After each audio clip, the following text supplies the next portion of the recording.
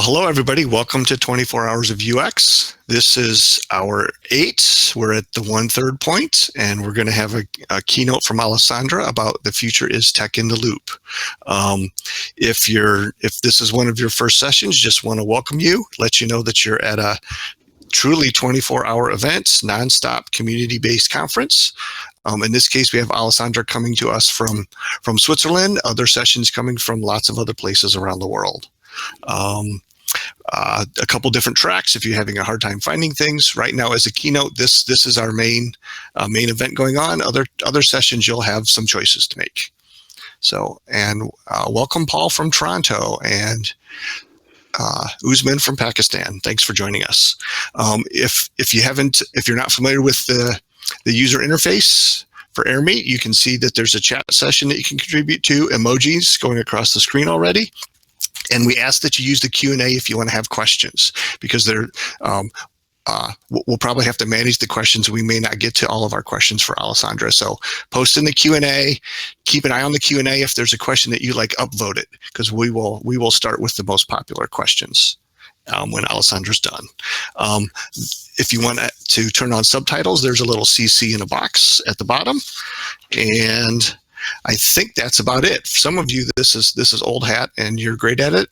For other folks joining, go ahead and play around with the user interface and we'll get started. So, Alessandra, are you ready to go? Yes, I am. Thank you, Kit. Hello, everyone. And let me first start with telling you that last year I joined 24 Hours of UX as an attendee. So I was in the audience and I enjoyed the event tremendously. Great format, so well organized. I met different people, made great connections. So imagine this year how happy I was when Jesse got in touch with me and asked me whether I would be willing to share my journey with tech in the loop. Clearly, without a doubt, I said yes, and here I am today, introducing Tilt, as I call it, or Tech in the Loop, and sharing with you why I think this is the future. So this is my Twitter handle here. You can see Alessandra essay if you wish to connect on Twitter. I'm new there, still trying to understand how it works and all the noise that it makes. My surname is Scicchitano. Don't even worry about pronouncing it, but if you would like to connect with me on LinkedIn, then you have to type it, and that's the tricky part. But I'm super happy to connect with you all. So just go ahead, and look for me. But let's now dive in the topic.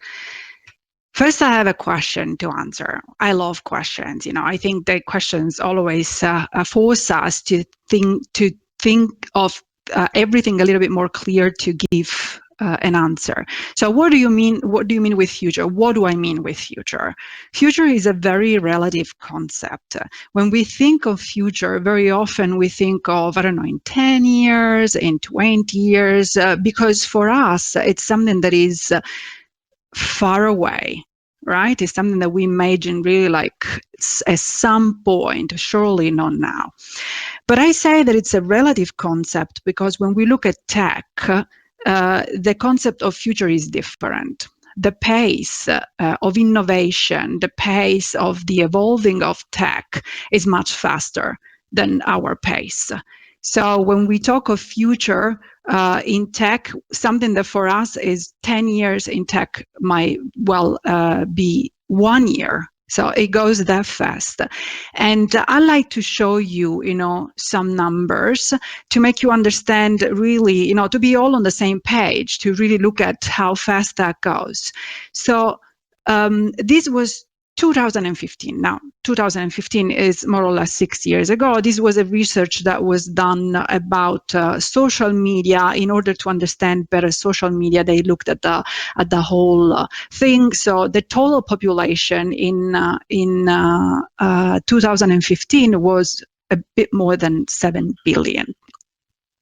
And the number of people that were active on the internet was about 3 billion. And when we just go and look at social media accounts active social media accounts. In 2015, we see that we have around 2,000 billion people. So these are big numbers, right? If we imagine like each of these as a dot, a red dot on a big map, we can easily imagine that some parts are just a big red dot, because this is like what the numbers are. And if you look down here, you also see the growth with respect to the year before. So while the total, number of population raised of just 1.6%, because this is how the population grows, very slow. Look at the active users on the internet and the active social media accounts. So we're talking of a plus 21% and a plus 12%. So it goes really, really, really fast. Now let's move on. Let's go and look in 2018. This is 3 years later. This is actually a slide that I use with my students, because I teach in a couple of Swiss universities together with doing other things. So in 2018, more than 160 million businesses had a .com internet website, or even more websites. I mean, this is only .com. So that we have .edu, .ai, .it, .ch, you name it. .com is surely not anymore the only one. So 160 million only for .com. 1.8 billion internet users purchased online, generating $2.9 billion in 2018. This is the impact that it had on the business. 2.7 billion people have smartphones, and 1.3 million use it to access the internet. And here we show a trend that you know very well in UX, that's been clear for very long, is that we are all moving towards smaller devices, that what works on the laptop as a design or as an approach, it doesn't work on the small phone anymore. And now this is the number that for me is really catchy. So 2018, 2.46 billion people use social network. Now, let me go back just a second. In 2015, this number was a little bit more than 2,000 billions, right? So we're talking of 500 million more of growth. And that's in 3 years, it's a lot. It's really, really, really a lot. So it shows the trend that goes up really, really in a very steep way.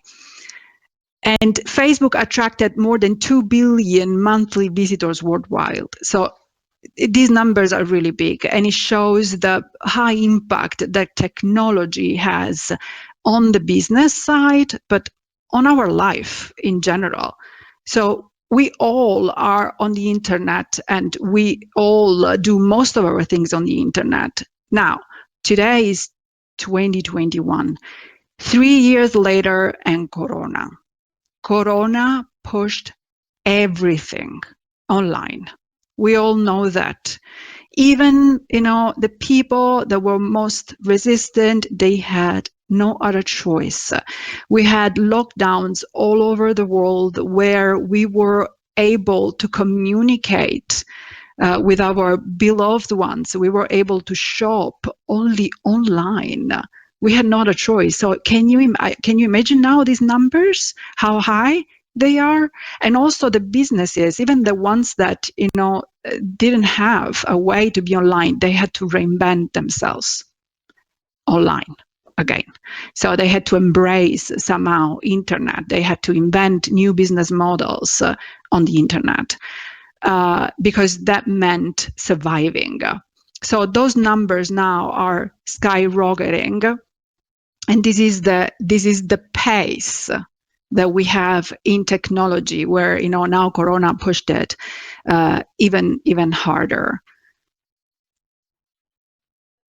How did this all happen? Because, okay, Corona gave a strong push, we all agree, but it was happening already. It was just a matter of time. So what I asked myself at some point is like, but at some point, something must have happened for this change.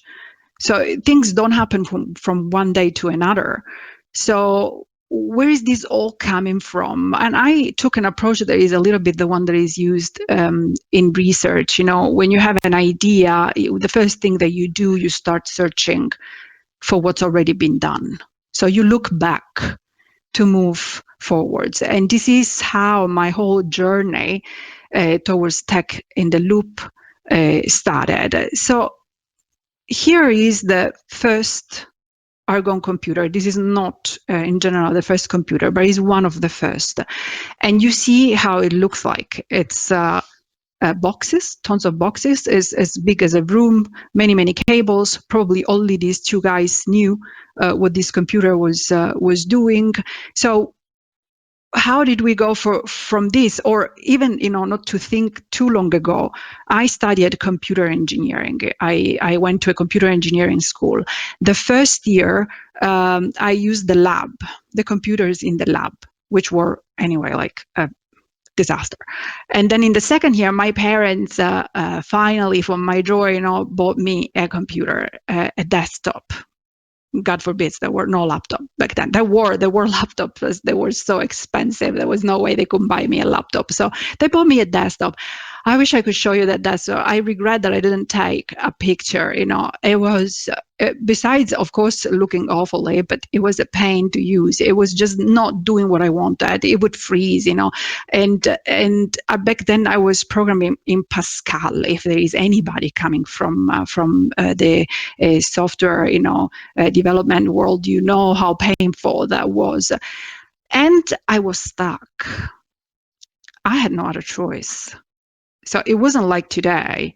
It was that if you don't like a computer, if the computer doesn't do exactly what you want, you say, what, goodbye, go back, I'll get another one. I was stuck with that one. I had to make it work. So how did we go from such a pain to being always connected today? Right. So I found out, well, this is clear. Can you still see my slides? Something happened with my slides. Keith, are you there? Oh, there. I'm sorry. I don't know. Okay. So for some reason I couldn't see them anymore. Good. Thank you very much for the feedback. So first of all, technology has evolved. Of this, we are all aware. So today we have laptops that are super cute, super light. You can carry them wherever you want, and they do what you say. We have tablets. We have smartphones. They are really, really, really smart. You can work on your smartphone, and you can do anything you want on your phone. We have wearables. Here I just have a smartwatch, but so how cool is that? Like, you can put on a garment, and go do sport, and then come back home and find, how much you've run and your heartbeat and whatever. So these garments are full of sensors. You don't even feel them. You can't see them. I mean, it's amazing how technology has evolved, and this is just like few of them. There are so many, not to talk about emerging technologies. And the second thing that happened is user behavior. So I'm pretty sure you all know what I'm talking about. So at some point, we started developing a relationship with machines, right? So even though we are aware that these are machines, we still relate to them like we would like we would do with a friend. So we started developing certain reactions, certain emotion. We started getting attached to it, and even changing our behavior based on the machine that we had in front of us, or the social media that we had in front of us. For example, the way we behave on Facebook is not the same that we behave on LinkedIn. The way we behave on the desktop is not the same way we behave on the smartphone, exactly like we would do with a friend. We go with a friend for a coffee and we talk about some things. We go with another friend, maybe for lunch, and we talk about other things. There are very big similarities, and actually research has shown that for some things we behave exactly in the same way.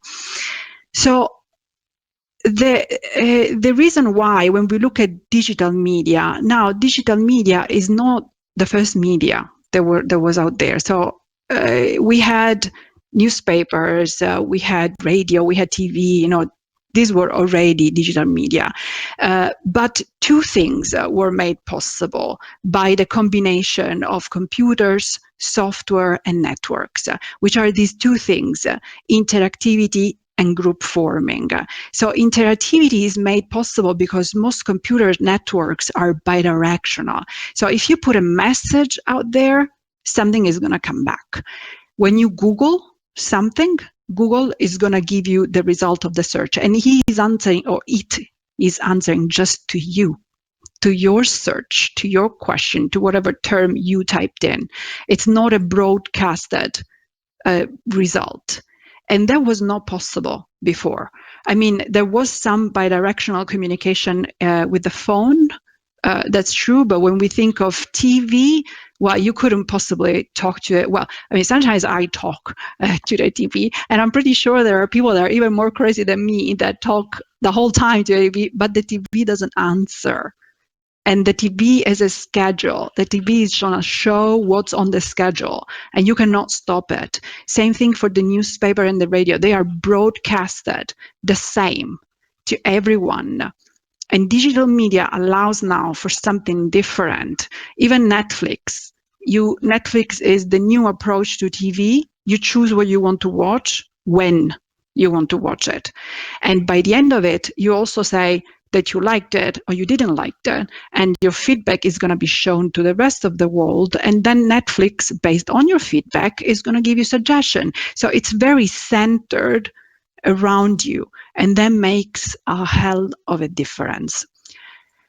The other feature that made digital media very popular, and it's another unique feature, is the possibility of creating groups. The most obvious example is Facebook, but Meetup follows the same concept. So you can instantly create a new group based on any topic you like, invite all the people that you wish, or being found publicly by other people, make new connection, because we are social animals. Let me pass the term. We need to have contact with other people. We cannot just be by ourselves. So, and there were different experiments, but the first one that was conducted, one of the first ones, and it happened actually by mistake, was ELIZA. I don't know if you heard about it. It was a pretty famous experiment. ELIZA is an early natural language processing computer. It was created by the Austrian scientist Joseph Weissenbaum around 1966 at MIT. Actually, Weissenbaum is considered the father of artificial intelligence. So he created ELIZA because he wanted to show the superficiality of communication between humans and machines. So he created ELIZA, which simulates conversation by using pattern matching and substitution methodology. And this gives the illusion to the users that they are actually understood by ELIZA, but there is no built-in framework. There is no understanding whatsoever from ELIZA. So the whole idea was basically to create a mock Rogerian psychotherapist based on the approach that Carl Rogers had. He was a psychotherapist that was very well known for simply repeating what the patients were telling him. And that's more or less what ELIZA does.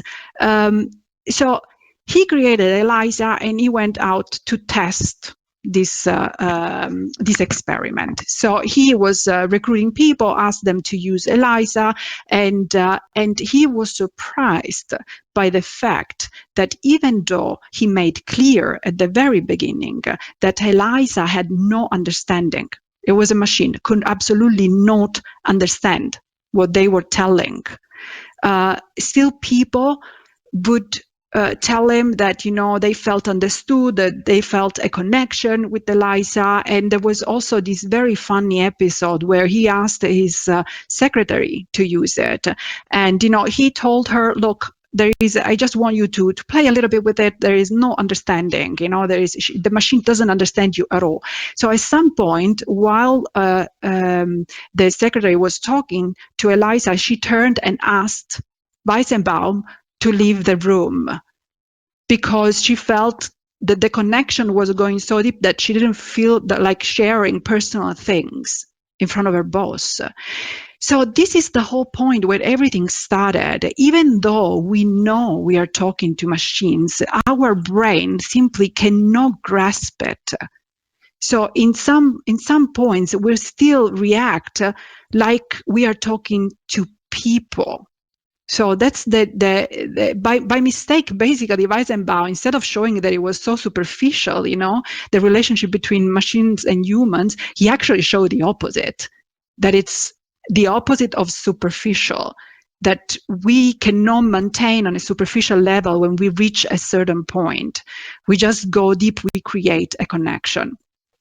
And this was the beginning of persuasive technology. Now, I might get unpopular, but I have to share that I am a fan of persuasive technology. I think if persuasive technology is used in a very good way and not exploited like it's been, it can do a lot for us, especially by looking, at the past 2 years where Corona really hit us hard. And when I think of issues like mental health, issues, right, where people could not leave the house to go and meet their therapist. And for these people, it is essential. So for people that go through mental health issues, it is the most important thing is the ability to be supported. So in that case, many of the things that a therapist could do were provided instead by using persuasive tech for certain things like changing habits, behavior, for having a more healthy lifestyle. Only tech is not enough. You need to have some form of persuasion. And I think in many parts, persuasive tech has really done a great job. In others, not so much. And we will see it. We will see it later. So when I mention Persuasive Tech, I cannot mention him, B.J. Fogg, which is considered the father of persuasive technology. He was he's still a scientist at Stanford. He was the director of the Persuasive Technology Lab, or Capitology, as he called it. Not anymore. He moved away. Now he's working on something else, still behavior change. But he was the father because he was the first one to see the potential, and he was the first one looking really at how the combination of persuasive and computers and technology in general could actually bring a huge impact to our lives in general. So here is a picture. It's the same picture that he's showing. By the way, this is him speaking at the conference. I took a picture of him, and here is what he's showing. This is a picture that I took from my own copy of his book, Persuasive Technology, and this is the picture he's showing there. So it's really the intersection between technology. The book is pretty old by now, right? If we think of how the pace that we have in tech. So here he's showing what back then was the technology, and now we can add a long list of many more tools and much more technology. And on the other side, we have the persuasion, which not necessarily means manipulation. I always try to explain the difference. Persuasion is not done with coercion. Manipulation is. Persuasion, you are trying to provide support, and the person at the end is left with a decision, right? So persuasion is about behavior change, attitude change, motivation, change in the worldview, etc. And he went on testing, the intersection. For example, he proved that persuasive technology can be used to support changing the relationship between teenagers and alcohol. For example, when at some point teenagers were drinking too much, or the relationship between teenagers and sex, and how to avoid, to get pregnant when you are still too young. So he proved that there was really a big impact. He was always trying to approach it, with or suggesting for a more ethical use of persuasive technology. It didn't really go that way, right? We all know, because at some point, bigger corporation started using what was a very good idea to actually use our data. We know exploit our vulnerability by the use of persuasive design. It became a huge topic. There were a lot of psychologists calling out Facebook and Twitter, but not only, also Netflix. This is the point where we sort of started getting an understanding of what was happening. Then the whole thing with Google, with privacy. So here is where, things started getting down. So we went from a place of being enthusiastic about technology, of trusting, like really blinded, fully, completely technology, to start asking questions. So this is an article that was posted on Fox, and this is the whole, it started the whole wave of distrust. And here comes again the behavior that we would normally have with people. I mean, you broke my trust, right? So why should I trust you again? So you fooled me once. And here I was searching for something a little bit more, colored in words, but then I realized probably it wasn't really professional to share, but I had something else in my mind, right? But here, you fooled me once, you suck. That's the reaction. I don't have Facebook anymore. I do have an account that I use for, guess what? Groups, which are amazing. But if my friends want to talk to me, they know where to find me, because I don't trust Facebook anymore. And I don't like the way Facebook has taken advantage of us, of our data, of the algorithms that they have used. And even though I come from technology, and I am really proud of that, I really love technology, still, I am a person with a certain behavior. So my trust just went down. And now I want people, that build technology to show me that they have gained my trust. And seeing the reaction from all of you guys, I believe that's something that is very common. And I think it is common also for what we can see on the internet. At this point, this is my whole flying thoughts or whatever that I shared with you. But at this point, I asked myself, okay, so how do we make sure that we build technology that can gain again the trust of people? Of course, the first answer for me was human centricity. We need to build tech around people. We need to answer questions. We need to hear people. But so I said, okay, let's go down on this path of human centricity, and I started researching again, and I particularly focused on artificial intelligence, because there is a lot of talk about it and there is a lot of distrust. People fear artificial intelligence for different reasons. So I came across this paper you're very welcome to read it. It's a short paper. It's not a technical paper. The author just wanted to bring in a new perspective. But he wanted to show human-centered artificial intelligence from a different point of view. So he took this concept, which is called human in the loop, where human in the loop, basically it's a method that is used where machines are fed by human inputs to improve their learning. So the idea is that we have artificial intelligence in the middle and the humans going around being the support to the machine. So he said, human-centered artificial intelligence is the opposite. We need to put human at the center, and we need to make artificial intelligence go around and provide the support that we need. So I thought he was going on, explaining, how to do it with human-centered design, with a different approach to user experience. So I thought, I think he's right. I think this is, we really need to change perspective to do things a bit better. And I also thought that actually we should extend it. Why only artificial intelligence?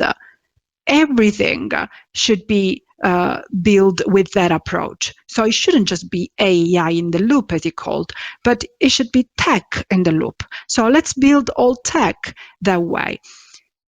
Now, by following what he was saying, this is, and continuing the Copernican revolution, as he called it, I thought, tech in the loop should look a little bit like this. So we have the humans at the center, and the tech going around. But I thought something was missing. This was very timely, because at the same time I was trying to put together a framework to work with. So when doing work with my clients at Auris, I also founded this company that supports businesses build high impact tech products.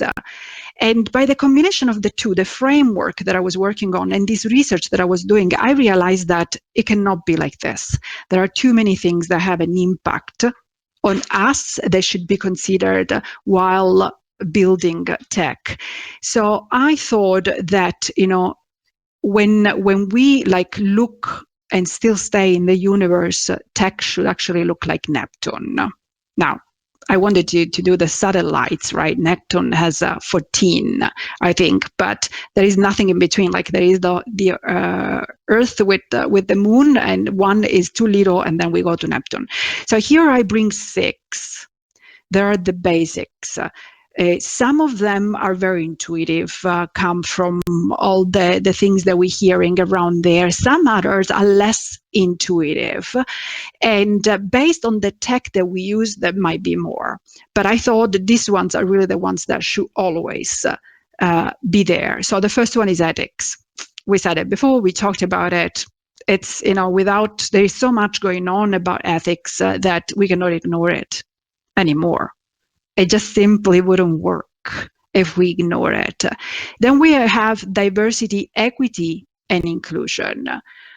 Also here, there is a lot talking, but it's not just about the talking. It's really that tech right now is under a huge lens. People are absolutely, watching tech and ready to jump if something is done wrong. So we should do it, first of all, because it's our duty to build tech in a way that is fair. And also because, we should be aware that if we don't do that, at some point we might lose trust again, which we don't want to do that. We want humans, people to trust us. The third one is human experience or human centricity. In order to build tech that has impact, we need to understand where the people are coming from. People come to tech with an intention. Nothing happens by chance. We always have a reason to do whatever we do, and that is intention. So when somebody lands on your product, you should be able to understand where that somebody is coming from. And that's the human centricity, the human experience. Then we have user experience. I mean, this is an audience of user experience. I don't have to tell you anything. I'm pretty sure you know, and you share with me that this is one of the pillars that should consider one of the most important one in tech. And then we have innovation. Tech goes through cycles of innovation. Then we need to understand, first of all, based on everything before, we need to understand what's the right tech to use. And then we need to understand at which point of the cycle the tech is in order to be sustainable. That's also extremely important. And the last one, but one of the most important for me, is human control. People are aware now of what's happening, and they want to know more. They want to be involved. They want to understand. They want to have control over the tech that they are using. So giving human beings the control over their tech is extremely important. Okay, said that, these are the basics. Now, I would like to just go back to AI. This was the beginning of my journey. So when I sort of first came up with this idea, I was like, okay, let's go if really all of this, let's prove that it applies to the first technology and then all the other emerging technologies. So let's go back to AI. First one, AI and ethics. As I said before, there is a lot going on, but to the point that there are groups, there are communities looking into AI. So here I mentioned just really few, probably the ones I am more exposed. For Humanity, which I'm a contributor to, is a huge group of people who's working to build an independent audit for artificial intelligence and automation. And the idea is to find out where these algorithms, where this tech is built in an ethical way. Another one is all tech is human. They don't look just at AI. They focus on all tech. Another one is the Montreal Artificial Intelligence Ethics Institute, and then AI Ethics Lab. These are really, really few. So as I said, people are tired. So they have, and they discovered that they have power. So now they're grouping in order to show the power they have. So there is no way to go around this anymore. It's better to embrace it, in my opinion. It's better to include it in our process. And the last one, and probably one that really we cannot escape, is that in Europe, the European Commission is rolling out the new AI regulation. Right now, they just published a draft, but it is coming. So companies will have to respect the regulation law, which is usually very, very slow. Now it's catching up. And it will not be possible to ignore it. I'm especially talking, for big companies, but for all of us in general. Artificial intelligence and diversity, equity, and inclusion. This was one of the beginning, one of the most known episodes where it was found out that there was this recruiting tool based on artificial intelligence that showed bias against women. That was the first step. Then the tool was, the algorithm was tested even more, and we found out that actually it was only based on white male. So everything else was discriminated. And at some point, people started looking into this, and they found out that most of the algorithms back then were biased.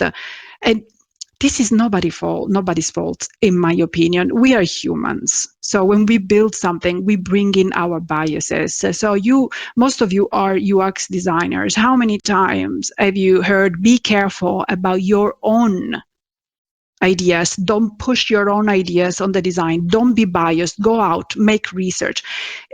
We are human. That's the way it goes. But it means that we have to be careful to that. And now there are people watching. There are a lot of research groups that do research exactly on this. So they take the algorithms and they scrape it, to find out if there are biases. So again, something we cannot ignore. AI and human centricity. Well, AI is everywhere today. It's having a huge impact on more and more fields.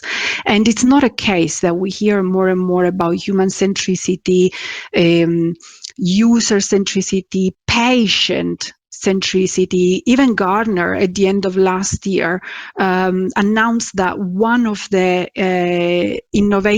tech innovation trends was going to be people centricity. So, and everything around people.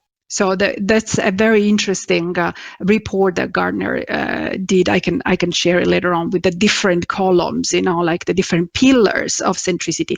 But it's something that is there. We need to build tech around people, especially if we want to have a very good impact.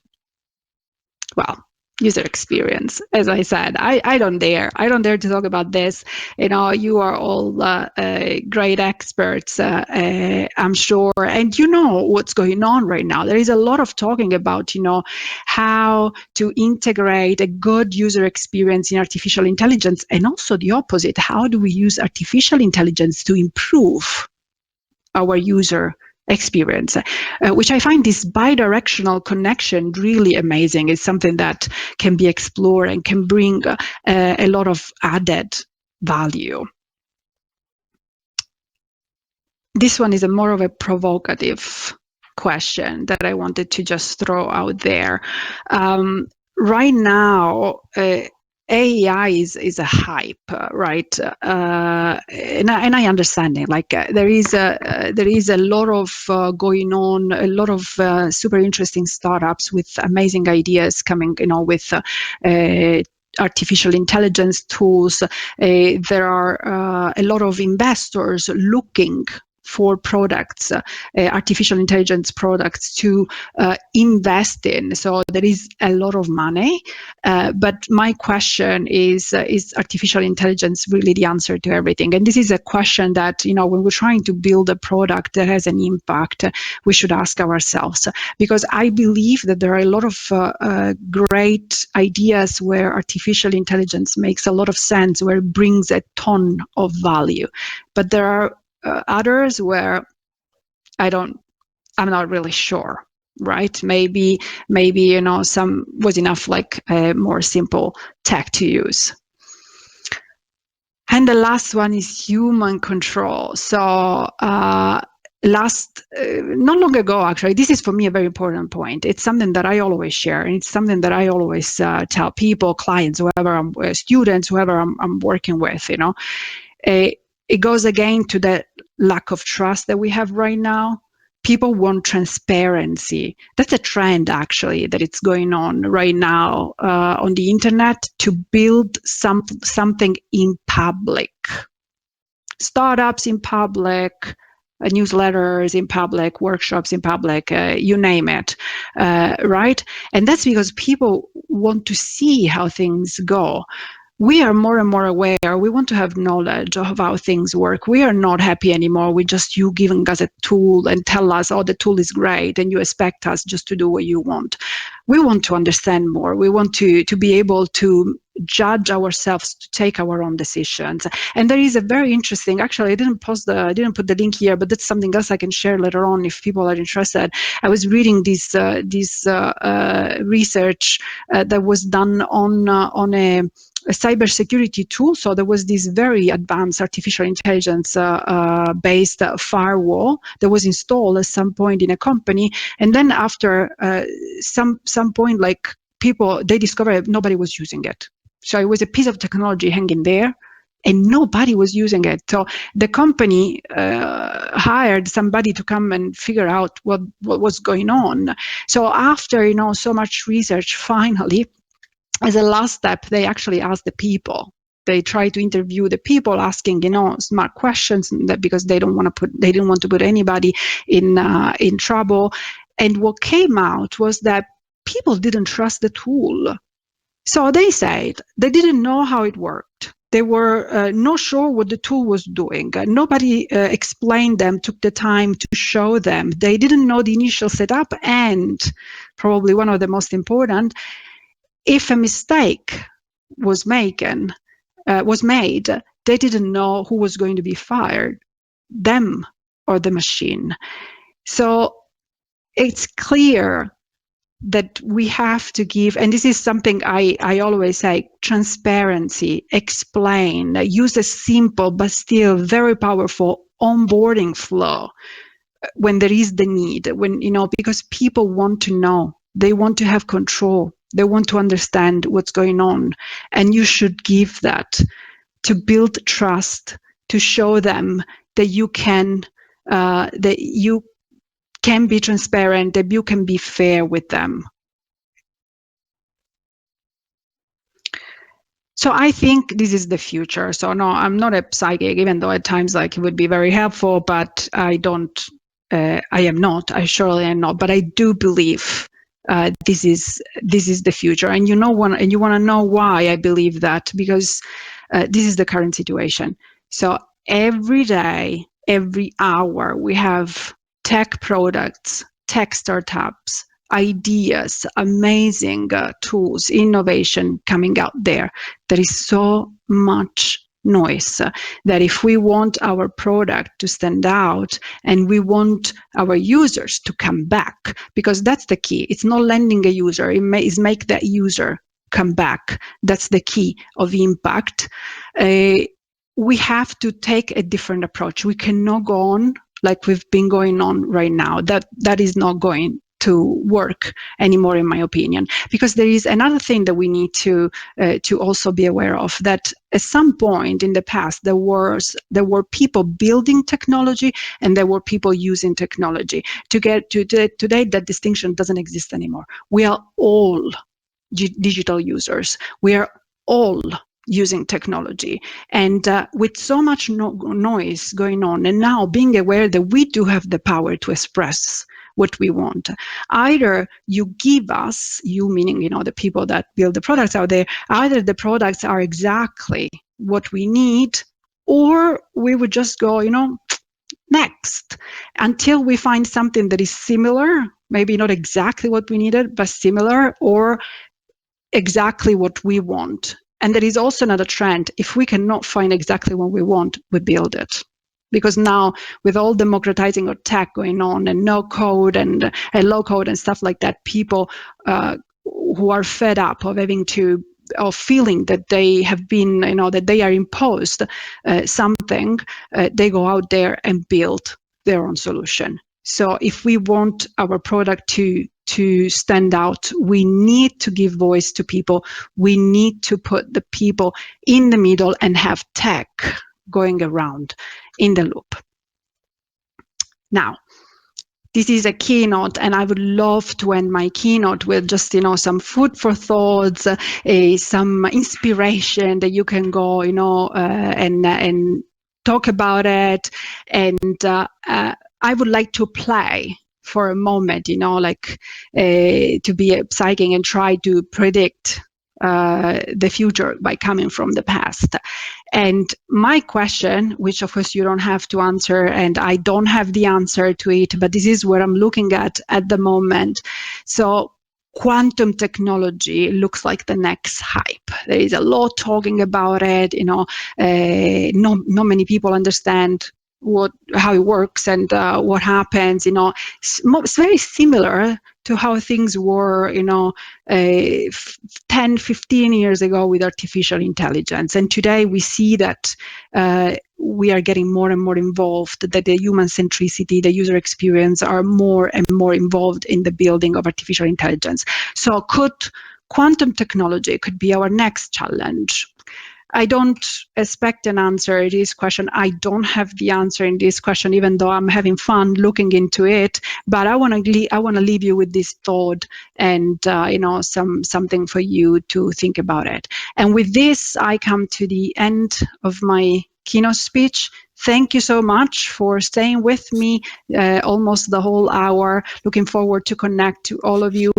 And I see that Keith has shared some of key points, including my little newsletter about Tilt. Of course, I'm super, super happy to welcome you all in my little community. Thanks. Thank you very much. This has been fun. Thank you, Alessandra. That was awesome. So I'll give you a second to catch your breath a little bit. Thank you. And we've got some questions in the Q&A.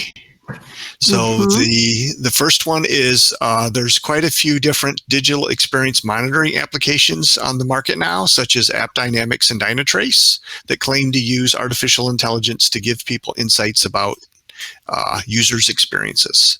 What are your thoughts on these tools? Are some of these tools really path-breaking? That's a very good question. This is something that I was mentioning during the talk, that there is a lot of talking, that the relationship was a very, very interesting relationship between artificial intelligence and user experience is bidirectional, which I find it fascinating. So designers are introducing their own way to bring design, to artificial intelligence, and artificial intelligence is sort of creeping into design by giving feedback. I don't have a strong opinion about it, so I can't say, oh no, that's absolutely silly, or I can't say this is going to be groundbreaking. But I see the potential. I believe it could. Some tools, some artificial intelligence tools, if well done, if done smartly, they could be beneficial for user experience. Great, thanks. Yeah, I've looked at some of those tools, and some of them are very crude. They will track like the number of times a user has clicked on the same button in a 30-second period, and they will translate that as a rage click, and then somehow trigger that so that somebody can investigate it. So they need to be redefined. They need to be refined a little bit. They need quite some work. Right. But yeah, counting clicks on a button doesn't sound like machine learning to me. That's just, so it feels like it's just at the beginning. No, that's totally, yes, absolutely. That's I'm totally with you on that. That's not artificial intelligence. Okay. Yeah, they have other features that might qualify. So a related question, then we'll jump to this one, is artificial intelligence always fueled by machine learning, right? Help us tease apart if artificial intelligence is this thing that's in the loop. We need to understand that, what we mean by that better. Sorry, what is the question? So is artificial intelligence always fueled by machine learning? Tease apart AI and ML a little bit for us. Yeah, no. Machine learning is always is considered. Of course, there are different, thoughts, but machine learning is a subset of artificial intelligence. So machine learning is only this tool. When you have an algorithm, deep learning is another subset of artificial intelligence. Some of them just overlap, some others are completely separated, but we cannot label all artificial intelligence algorithm as machine learning tools. That's not the same thing. Okay, thank you. Another upvoted question: is there a framework to transform from human in the loop to tech in the loop? So the framework is the one I built. So basically, I showed you just the overview of the framework. Then each of these little points breaks down in specific things to do and to go through while building the product. And that is the framework that I use, with my clients to build these products that bring more impact, on the market. So tech in the loop is the framework. Right, where you've taken the more traditional human in the loop and Ben Shneiderman's, which was more sort of AI in the loop. I showed you really the train of thoughts that I had while I went from this first thought of machine in the loop, AI in the loop, to human, and then to tech, in the loop, and then from there I started building through all the research and the experience that I did. Great. The next one's an easy one. Don't worry about that. Capitalism is so strong. Do you think designers stand a chance to champion design with ethics or ethical design? For me, coming from tech, and well, I mean, I do have my fair share of user experience, what I can tell you is that, and this is really my opinion, guys. So what I'm saying right now is really the opinion that I build by reading, by working, by making some experience. What I think is that in general, I just don't look at the designer, but in general, the whole approach needs to change. Now, whether it's the designer that is going to have a bigger, approach, or is the product manager that will have to include the view of the design, but something, in my opinion, needs to change. So I think user experience design. When we talk about designer here in 24 hours of UX, I think of UX designers, right? And I think they have a great responsibility to push this forward, because I know it's very difficult to talk to CEOs and CTOs and convince them of the enormous importance that UX has in the building of a tech product. But I think really we're going towards a direction where companies don't have a choice anymore. So there will be some changes. And if capitalism is here to stay, everything changes. They have to change their approach too. Otherwise, they will not be. I think it's fascinating what you're saying. I think there's a big trend towards social capital. So including, social outcomes with capitalistic ideas. So that's happening. And at the same time, as you mentioned, there's a lot more awareness in the general public. And I think that's also partly due to press. I have to say it, people that write about this are allowed to write about these kinds of topics and bring us those pieces of knowledge, and investigative journalists who go and find out what's really happening behind the scenes in tech. And then I'd just like to give sort of a plug for 4 p.m. today. We're talking about systems thinking. So, what you do as a designer can have an impact way beyond your product, your company. It can impact entire societies. And I'd like just to plug that one. That's at 4 p.m. In the Geneva session. And then the last keynote of the day will be also talking about, this juxtaposition of capitalism and ethics. It happens to be in Southeast Asia, but it just shows that we're all facing the same questions globally. And I'll be quiet now. Well, it shows that it's really coming all together, right? That there are things that we cannot ignore anymore, and we shouldn't. Because as I said, like we're users, so we should look after our own interest. Yeah, so thanks for chiming in. We'll do one more question because we're just sort of help people with the next step, right? So the next question is there a specific field for the study of design for AI, right? Like how can us as user experience professionals, what can we go study more to get better at this rather than just complain about capitalism? That's a very good question. I can't point you towards something that is just artificial intelligence and design. I think that we need to have an open mind.